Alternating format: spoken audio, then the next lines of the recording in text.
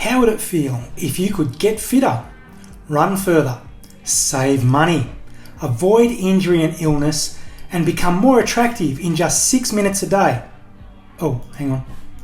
No, cancel that. Wrong video. If all those other things sound good, you need to join the Parkside Don't Get Injured on Social Media Run Challenge, where we promise nothing silly, it's free to join, and don't get injured. With our Parkside Run Challenge, you can expect benefits like being able to run consistently, enjoying your running, getting to the start line of an event fresh and fit, and crushing the soul of your evil running nemesis. Oh, hang on, that might be just me. Sound good? Let's find out about our 6 easy steps. Step 1. We need to establish a baseline. How many kilometres a week have you run on average for the last 4 to 6 weeks? Write that down. Step 2. Take out your calculator or your phone. Step 3. Multiply this number by 1.1. Step 4. Write this down as your weekly run total for the next week. And step 5. Divide the extra distance equally among your runs next week. Finally, step 6. Repeat this every week for 6 weeks. That's it. So you might have some questions right now. Is that all there is to it? How does that work? And how does this guy know all this stuff? Disclaimer, the next 3 or so slides involve some maths and some science and even a few graphs. Now, I'm a nerd and I get really excited about this, but I know social media is not the place for things like data, science and evidence, so we're going to move through this quickly. Let's have a look at this slide. This graph shows us at this point here where we're starting our challenge, and these are the last 6 weeks of running you've done. So we can see this person has averaged 30 kilometres if we do the maths on this, 30 kilometres a week. They've multiplied 30 by 1.1 and that's how far they're running next week. They repeat the same process and they add 10% or 0.1 per week to their running volume. What we know is that increasing or decreasing your running volume by too much will take you out of this green safe zone and increase your risk of getting injured or unwell. By increasing gradually, you'll stay in the green zone and the green zone will actually get higher and higher and you'll be running safely. Let's look at what happens if we do the wrong thing. So here we see a nice challenge pop up on Strava or on social media and we think, let's do that. Let's go crazy and add huge amounts of running volume to what we've normally been doing. So we go from running 30 kilometres a week on average and we all of a sudden crank it up to 42. We now know we've gone outside this green safe zone and we're sitting outside that in the red zone. Do that for 2 or 3 weeks in a row and more than likely you're going to end up injured, unwell and having to take a break from running, which is obviously not what we're after. Here's a bonus slide showing you the opposite.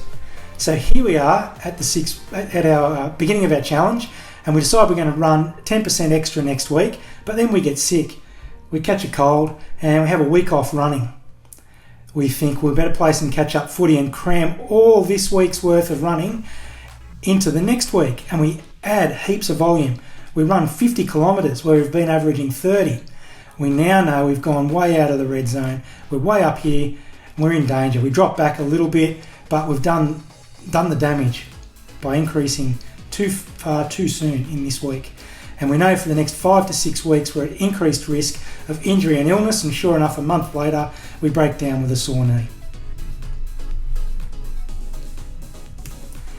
If all of that stuff seems like too much of a headache and trying to work out that maths and those graphs is too complicated, the way I see it, you've got 4 options.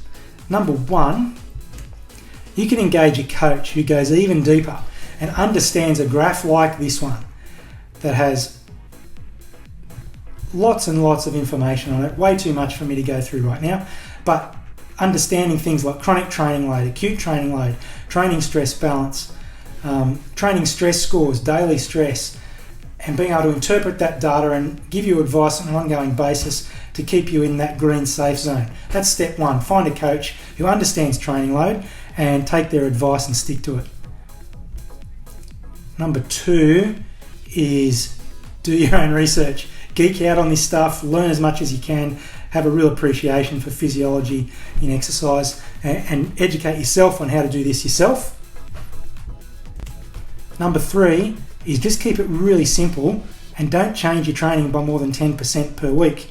This 10% rule has been around as a rough guideline for decades now in sports physiotherapy and sports science, and it's one that really you can't go wrong. If you take one thing from this challenge is that you need to not increase too much too soon. You'll stay out of the physio and stay away from the doctor.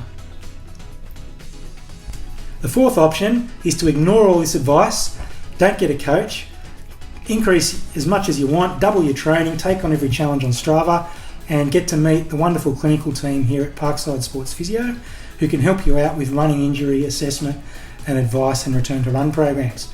We love patients like you. That's our bread and butter. If you've got any questions about the Parkside Run Challenge and you need to know more, please feel free to drop me a message or just shoot a comment down below and I'll make sure I get back to you. Education's a key part of what we do here at Parkside, and I'd love to help you out and help you understand how you can stay out of the physio by training smarter. I hope you've enjoyed this short video on the Parkside Don't Get Injured on Social Media Run Challenge. Please, if you have any questions, shoot them through to us. Otherwise, the only thing left is for me to wish you candid, unposed running photography during all of your consistent, uninjured runs for the next 6 weeks. Please keep me posted on how you're doing, and I look forward to catching up with you soon.